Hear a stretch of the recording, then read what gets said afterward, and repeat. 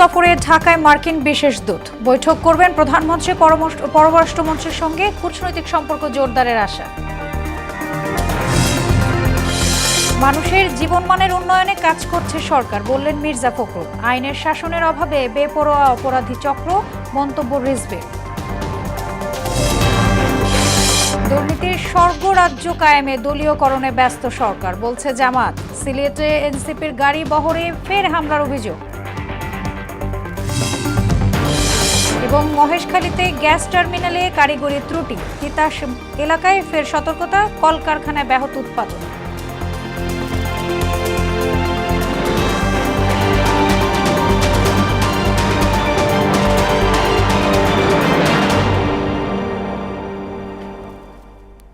আসসালামু আলাইকুম, স্বাগত মোহনা সংবাদে। এতক্ষণ শুনছিলেন শিরোনাম, আর পুরো সংবাদ জুড়ে আছে আমি সোনিয়া ইসলাম। এবারে জানাবো বিস্তারিত। 3 দিনের সফরে ঢাকায় পৌঁছেছেন যুক্তরাষ্ট্রের দক্ষিণ ও মধ্য এশিয়া বিষয়ক বিশেষ দূত সার্জিও গোর। সফরকালে প্রথমে পররাষ্ট্রমন্ত্রী খলিলুর রহমান এবং পরে প্রধানমন্ত্রী তারেক রহমানের সঙ্গে সাক্ষাৎ করবেন তিনি। এছাড়া বিভিন্ন রাজনৈতিক দলের নেতা, পেশাজীবী ও নাগরিক সমাজের প্রতিনিধিদের সঙ্গেও মত বিনিময় করবেন সার্জিও গোর। এছাড়াও কক্সবাজারে রোহিঙ্গা শরণার্থী শিবির পরিদর্শনের কথা রয়েছে তার। এই সফর যুক্তরাষ্ট্র ও বাংলাদেশের কৌশলগত অংশীদারিত্ব, আঞ্চলিক নিরাপত্তা এবং অর্থনৈতিক সহযোগিতাকেও আরও শক্তিশালী করবে বলে আশা করা হচ্ছে।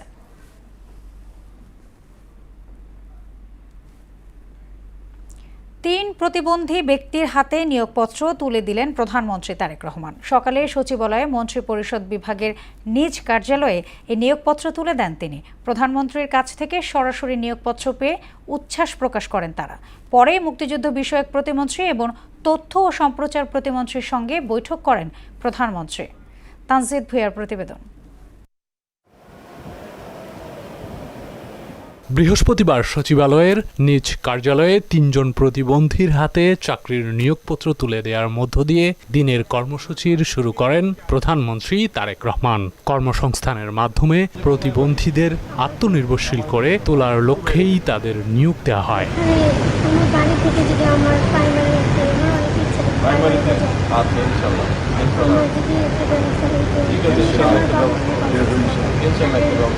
প্রধানমন্ত্রীর কাছ থেকে সরাসরি নিয়োগপত্র পেয়ে তারা উচ্ছ্বাস প্রকাশ করেন। সমাজ কল্যাণ মন্ত্রী এজেএম জাহিদ হোসেন, প্রতিমন্ত্রী ফারজানা শারমিন পুতুল সহ প্রধানমন্ত্রীর দপ্তরের কর্মকর্তারা এ সময় উপস্থিত ছিলেন। এদিন প্রধানমন্ত্রীর সঙ্গে সাক্ষাৎ করেন ঢাকা দক্ষিণ সিটির প্রশাসক আব্দুস সালাম। পরে তিনি জানান, দুর্যোগপূর্ণ আবহাওয়ার কারণে 1 আগস্টের পরিবর্তে 29 আগস্ট ঢাকা উৎসব পালিত হবে। প্রকৃতির এই কারণে এটা চেঞ্জ করে এখন আমরা 29 তারিখে নিয়েছি। মাননীয় প্রধানমন্ত্রী সদয় সম্মতি দিয়েছেন। 2 সিটির বর্জ্য ব্যবস্থাপনা নিয়ে প্রধানমন্ত্রীর নির্দেশনা রয়েছে বলে জানান স্থানীয় সরকার প্রতিমন্ত্রী মীর শাহে আলম। বর্ষা মৌসুমে যাতে জলাবদ্ধতাও কমে, সব ব্যাপারে মাননীয় প্রধানমন্ত্রীর অনুশাসন বা নির্দেশনা আছে। ঢাকা শহরের ময়লা আবর্জনার অব্যবস্থাপনা কোথায় আছে এবং আমাদের সৌন্দর্য বর্ধন এবং বৃক্ষরোপণের কাজ যেগুলো করছে 2 সিটি কর্পোরেশন, এগুলোতে কোথাও ঘাটতি আছে কিনা, বা খাল পরিষ্কার বা বিভিন্ন পুরো পরিষ্কার পরিচ্ছন্নতার বিষয়টা নিয়েই কোনো ঘাটতি থাকলে এগুলো একটু আপনাদের মাধ্যমে, সম্মানিত সাংবাদিকদের মাধ্যমে আমরা একটু নোটিশে আনতে চাচ্ছি, যাতে তাহলে আমাদের বুঝতে সুবিধা হবে। আমরা নিজেরাও ফিল্ডে ওয়ার্ক করছি। ইতোমধ্যেই ঢাকার লেকগুলোর সৌন্দর্য বর্ধনের কাজ শুরু হয়েছে বলেও জানান তিনি। ধানমন্ডি লেক দক্ষিণ সিটি কর্পোরেশন করছে, হাতিরঝিল, গুলশান, বারিধারা, বনানী লেক এটা অলরেডি গণপূর্ত মন্ত্রণালয়ের অধীনে রাজুক এটা তারা বাস্তবায়ন করবে, পরিষ্কার পরিচ্ছন্ন এবং সৌন্দর্য বর্ধনের কাজটি। ঢাকাবাসীর নাগরিক সেবা নিশ্চিতে পরিচ্ছন্নতা কর্মীদের কাজের গতি বাড়ানো হয়েছে বলেও জানান প্রতিমন্ত্রী।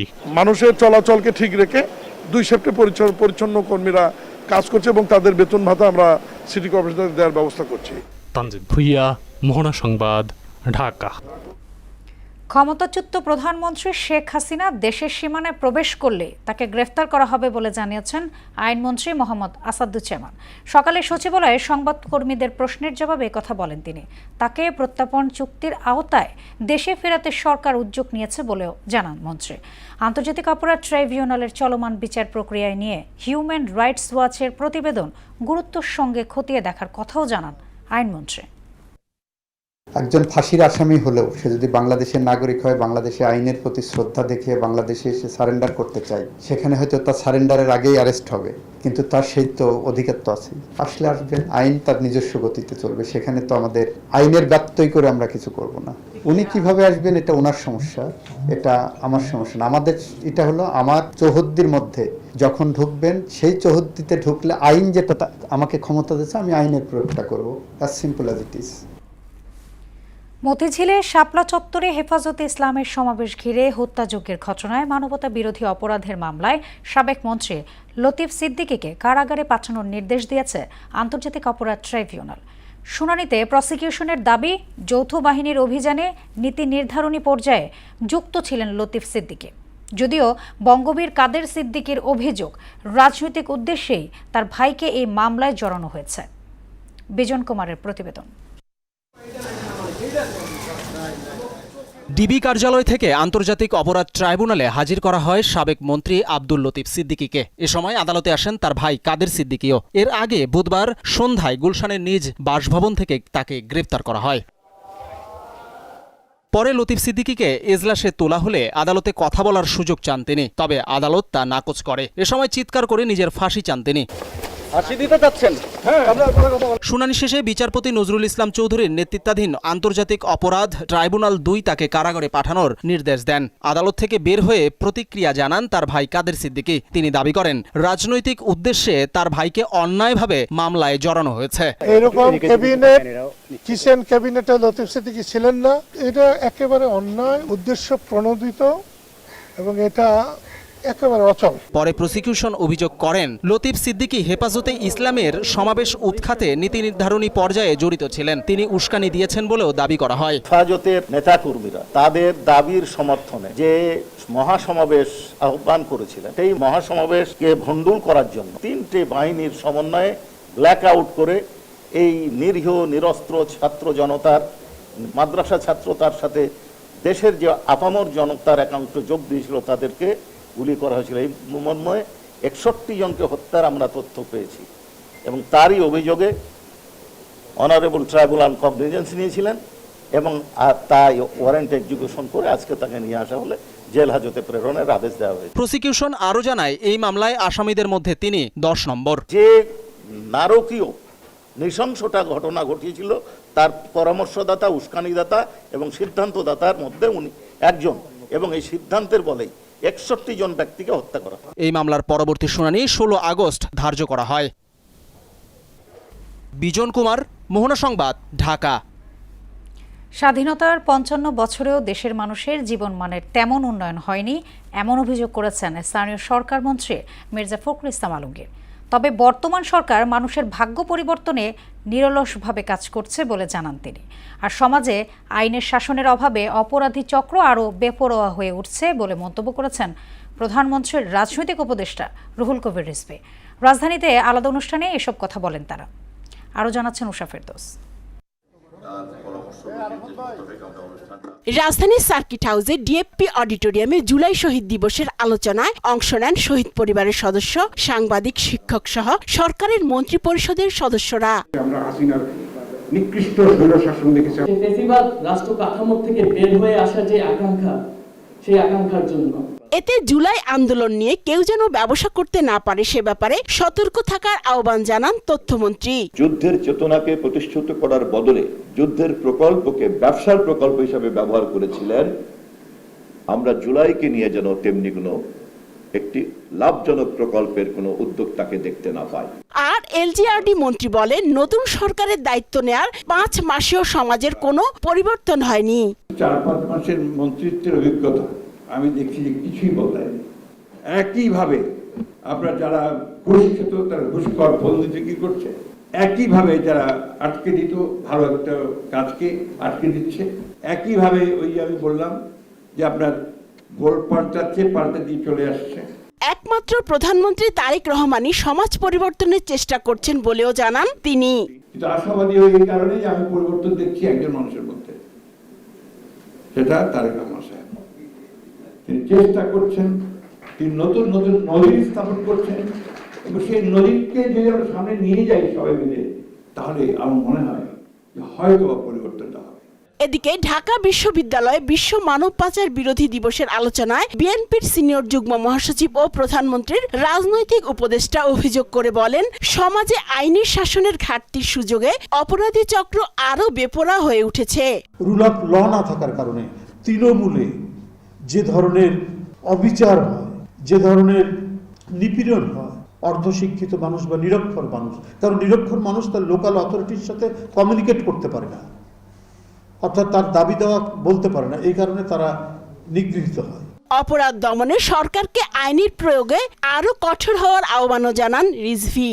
তো সুতরাং রুল অফ ল থাকলে মানব পাচার কম হতো না। উষা ফেরদৌস, মোহনা সংবাদ, ঢাকা। দুর্নীতির স্বর্গরাজ্য কায়েম করতে সরকারি বেসরকারি প্রতিষ্ঠানে দলীয়করণের অভিযোগ করেছেন জামায়াতে ইসলামের আমির ডাক্তার শফিকুর রহমান। তিনি বলেন, বর্তমান সরকার নিকৃষ্টভাবে কোটা বাস্তবায়ন করছে। সকালে রাজধানীতে জুলাই অভ্যুত্থানের শহীদ পরিবার ও আহতদের নিয়ে মতবিনিময় সভায় এসব কথা বলেন তিনি। আর জুলাই সনদ বাস্তবায়ন প্রশ্নে বিন্দুমাত্র ছাড় না দেওয়ার ঘোষণা দিয়েছেন দলটির সেক্রেটারি জেনারেল মিয়া গোলাম পারওয়ার। আরও জানাচ্ছেন রাজীব আহমেদ। রাজধানীর ডিপ্লোমা ইঞ্জিনিয়ার্স ইনস্টিটিউশনে জুলাই গণ অভ্যুত্থানে শহীদ পরিবার ও আহতদের নিয়ে মতবিনিময় সভার আয়োজন করে ঢাকা মহানগর উত্তর ও দক্ষিণ জামায়াত।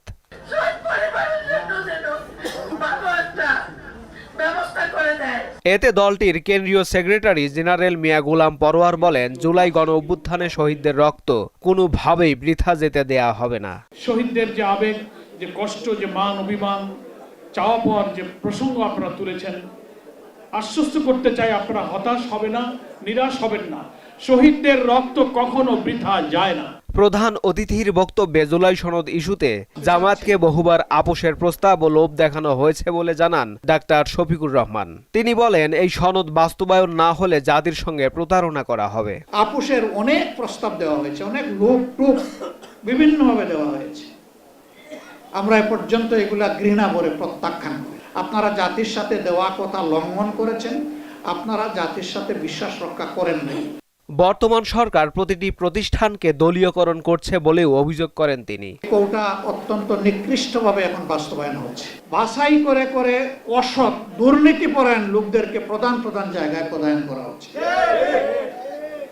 যেন একটা দুর্নীতির স্বর্গরাজ্য কায়েম করা যায়। সংসদে জুলাইয়ে শহীদ ও আহতদের কণ্ঠস্বর হয়ে প্রতিবাদ করার অঙ্গীকারও করেন ডাক্তার শফিক। সংসদে দেশবাসীর হয়ে, শহীদদের কণ্ঠ হয়ে আমরা চিৎকার করতে থাকবো ইনশাআল্লাহ। রাজীব আহমেদ, মোহনা সংবাদ, ঢাকা। হবিগঞ্জের পর এবার সিলেটের গোপালগঞ্জে জাতীয় নাগরিক পার্টি এনসিপির গাড়ি বহরে হামলার অভিযোগ উঠেছে। বৃহস্পতিবার দুপুরে উপজেলার চৌমোহনীস্থ পৌরসভার গেটের সামনে রাস্তায় এই ঘটনা ঘটে। প্রত্যক্ষদর্শী ও দলীয় নেতৃবৃন্দ জানায়, এনসিপির জুলাই পদযাত্রা কর্মসূচির অংশ হিসেবে গোপালগঞ্জে শহীদদের পরিবারের সঙ্গে মতবিনিময় সভা শেষে বের হওয়ার পর তাদের গাড়ি বহরে হামলা চালানো হয়। তবে এতে তাৎক্ষণিকভাবে কেউ আহত হওয়ার খবর পাওয়া যায়নি। এদিকে 2 দিনব্যাপী কর্মসূচিকে কেন্দ্র করে সিলেটে কঠোর নিরাপত্তা বলয় গড়ে তুলেছে প্রশাসন। এদিকে এনসিপি জামায়াতে ইসলামের মস্তিষ্ক দ্বারা পরিচালিত হচ্ছে অভিযোগ করছেন প্রধানমন্ত্রীর রাজনৈতিক সহকারী উপদেষ্টা মোহাম্মদ রাশেদ খান। বৃহস্পতিবার সকালে ঝিনাইদহে এক মতবিনিময় সভা শেষে সাংবাদিকদের প্রশ্নের জবাবে একথা বলেন তিনি। বলেন, গণ অভ্যুত্থানে ভূমিকা আছে বলেই তাদের অপরাধ ক্ষমা হয়ে যায় না। সুস্থ ধারার রাজনীতি করার আহ্বান জানান রাশেদ খান। এনসিপি বাংলাদেশে নতুন বন্দোবস্তের রাজনীতির কথা বলে নতুন ভণ্ডবস্তের রাজনীতি করছে। আমি তাদেরকে বলবো, গঠনমূলক রাজনীতি করেন।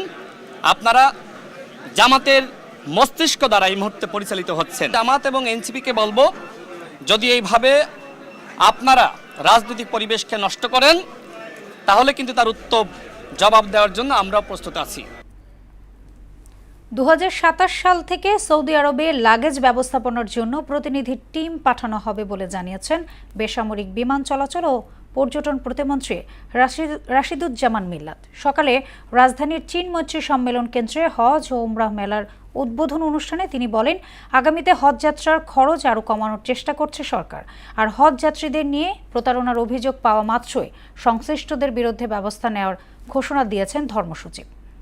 শামীমুজ্জামান চৌধুরীর রিপোর্ট। এইটাই সবচেয়ে উত্তম।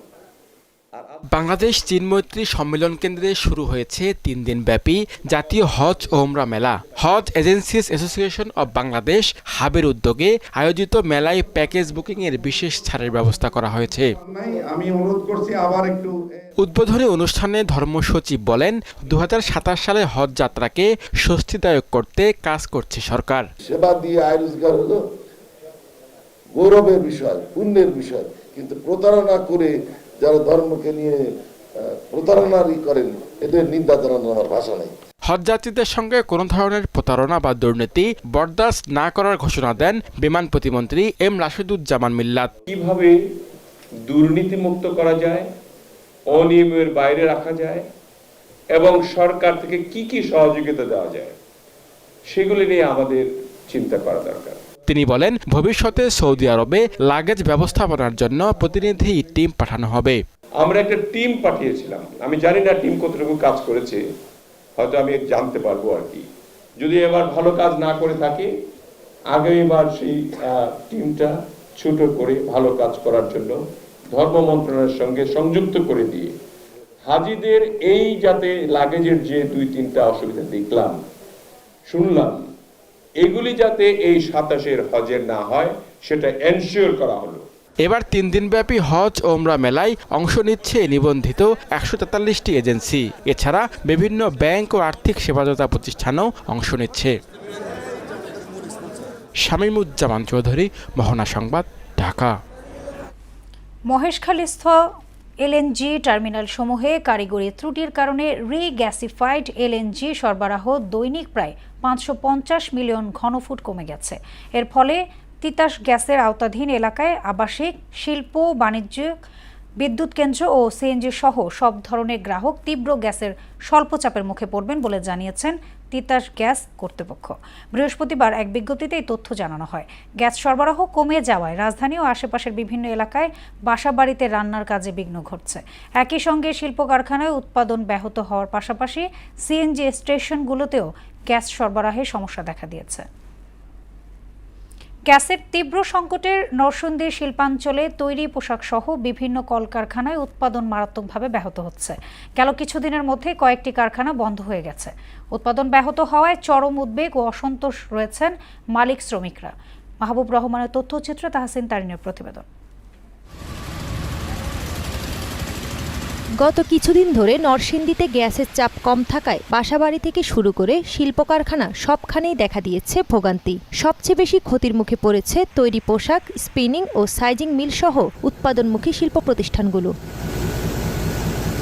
ইতোমধ্যে চোয়ালা এলাকার কয়েকটি কারখানা বন্ধ হয়ে গেছে। দ্রুত গ্যাস ও বিদ্যুৎ পরিস্থিতি স্বাভাবিক করার দাবি জানিয়েছেন শ্রমিকরা। এত পরিমাণ গ্যাসের প্রবলেম, যা আমাদের মেশিন বন্ধ থাকে, কোনোভাবে উৎপাদন উৎপাদন হয় নাই এক কথা বলতে গেলে। অতি দ্রুত গ্যাস কিভাবে বৃদ্ধি করা যায়, গ্যাস সরবরাহ কিভাবে বাড়ানো যায়, সেই ব্যাপারে সরকারকেও পদক্ষেপ নিতে হবে। গ্যাসের সমস্যা, গ্যাস নাই, আর 10-15 দিন যাবত সবচেয়ে বেশি। কারেন্টের সমস্যা হচ্ছে, গ্যাসের সমস্যা হচ্ছে। এভাবে যদি চলতে থাকে তাহলে আমরা কাজ করবো কি করে? গ্যাস সরবরাহ যদি বন্ধ থাকে তাহলে আমাদের বেতন আমরা ঠিক মতো পাবো না। মিল বন্ধ হয়ে যায় তাহলে আমার সংসার আমরা চালাইতে অনেক অসুবিধা হয়ে যাইব।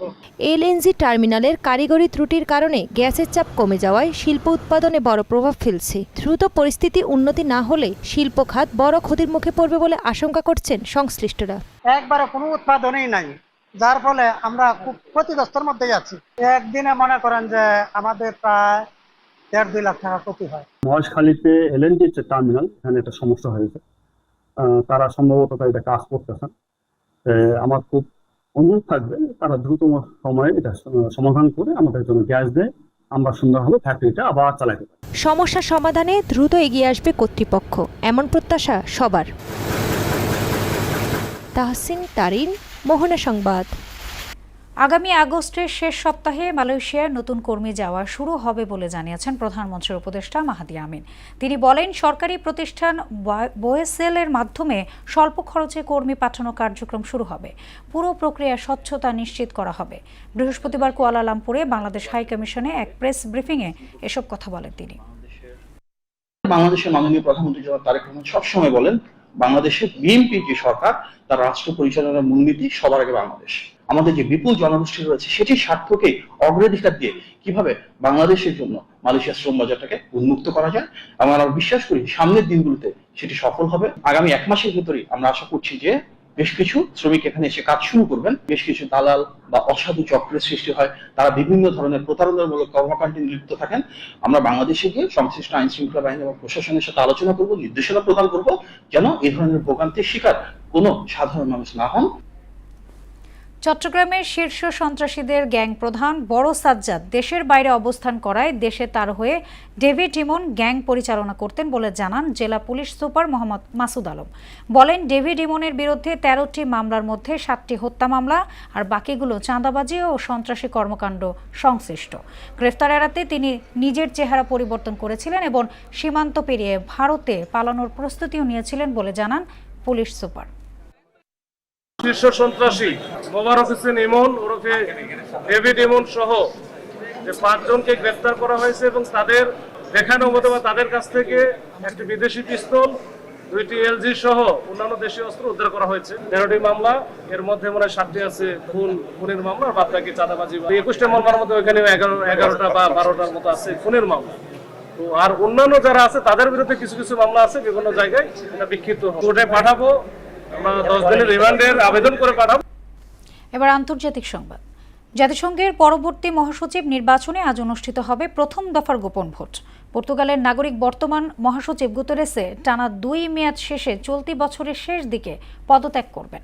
বর্তমানে Argentina, Chile, Costa Rica, Ecuador, Guyana, Senegal ও উগান্ডার মনোনীত প্রার্থীরা এই পদের জন্য প্রতিদ্বন্দ্বিতা করছেন। আরও জানাচ্ছেন রুমানা রুমা। জাতিসংঘের নতুন মহাসচিব বাছাই প্রক্রিয়ার অংশ হিসেবে নিরাপত্তা পরিষদে অনুষ্ঠিত হতে যাচ্ছে প্রথম অনানুষ্ঠানিক স্ট্র পোল ভোট। গোপন এ ভোটের মাধ্যমে বর্তমানে বিশ্ব সংস্থার সর্বোচ্চ পদের লড়াইয়ে থাকা 7 প্রার্থীর প্রতি সদস্য দেশগুলোর সমর্থনের মাত্রা পরখ করা হবে। টানা 2 মেয়াদে 10 বছর দায়িত্ব পালন শেষে চলতি বছরের ডিসেম্বরে মেয়াদ শেষ হতে যাচ্ছে বর্তমান মহাসচিব অ্যান্তনিও গুতেরেসের। পর্তুগালের এই নাগরিকের স্থলাভিষিক্ত হতে মূলত ল্যাটিন আমেরিকা ও আফ্রিকার দেশগুলোর প্রার্থীরা দৌড়ে এগিয়ে রয়েছেন।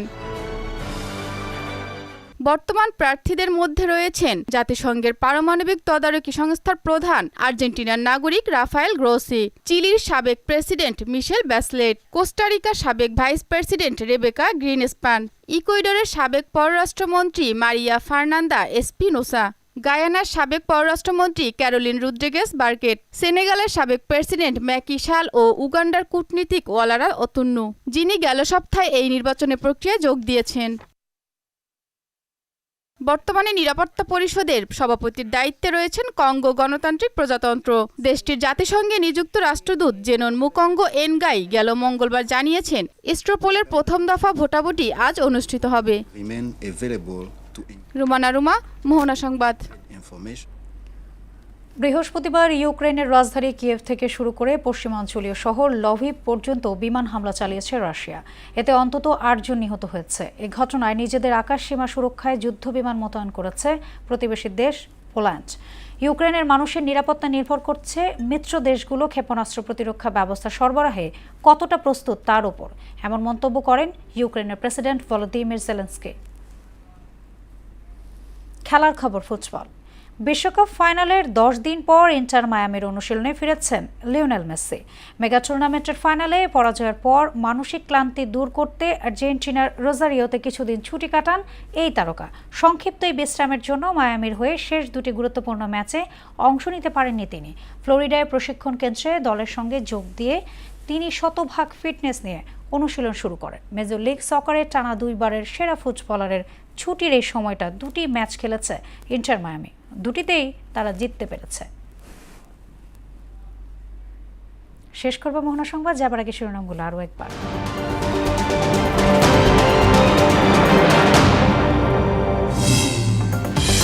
তিন দিনের সফরে ঢাকায় মার্কিন বিশেষ দূত। বৈঠক করবেন প্রধানমন্ত্রী, পররাষ্ট্রমন্ত্রীর সঙ্গে কূটনৈতিক সম্পর্ক জোরদারের আশা।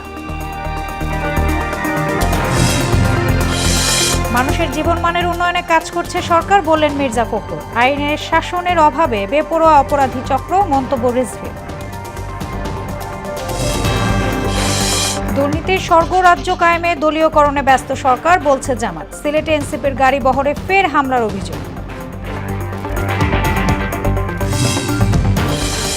এবং মহেশখালীতে গ্যাস টার্মিনালে কারিগরি ত্রুটি, তিতাস এলাকায় ফের সতর্কতা, কলকারখানায় ব্যাহত উৎপাদন।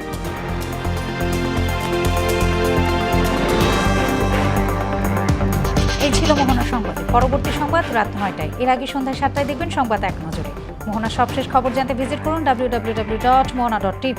সংবাদ দেখতে পারেন ফেসবুক, ইউটিউবেও। এতক্ষণ সঙ্গে থাকার জন্য ধন্যবাদ সবাই।